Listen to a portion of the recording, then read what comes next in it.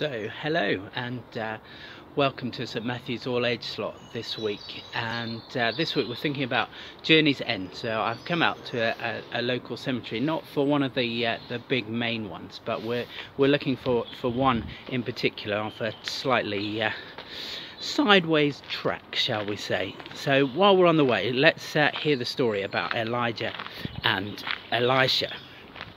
So Elijah turns to Elisha and says, look, today's the day when I'm going to be taken up into heaven. You wait here and I'll go and get it done. And Elisha says, no way, I'm coming with you, in that kind of no way, what can I do to stop it kind of thing. So they're walking along and then they bump into a group of prophets.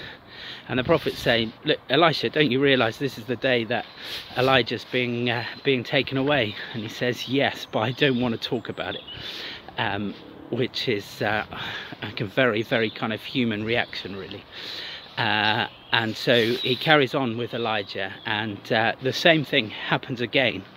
And he leaves the prophets, saying, I just don't want to talk about it, and carries on, and eventually they get to where they are going, and Elijah says, look, this really is it now, I am going.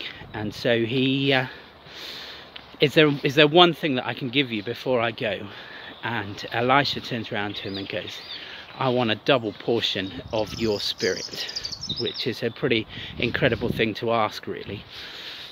And so Elijah says, well, if you see me as I'm going, then you'll know you've got it, kind of thing. And at that moment, chariots of fire come down, and picture the scene as this goes on. And Elijah is taken up into a whirlwind into heaven, and Elisha is left there, really sad that his friend and mentor has been taken away. And there we go. So got a little bit to learn from each of the characters in the story. The first one from Elisha, even at the point where he is really, really sad that his friend is going, he still has the presence of mind to ask that incredible gift of that spirit to look after him and take care of him. What would be the one thing that you would ask for if you were given that choice? And I can't help but remember this story of the merchant and the pearl, who once he finds that special pearl, sells everything to get it. And then there's Elijah, and you know, think about that, finishing in the most incredible pomp and circumstance that we come.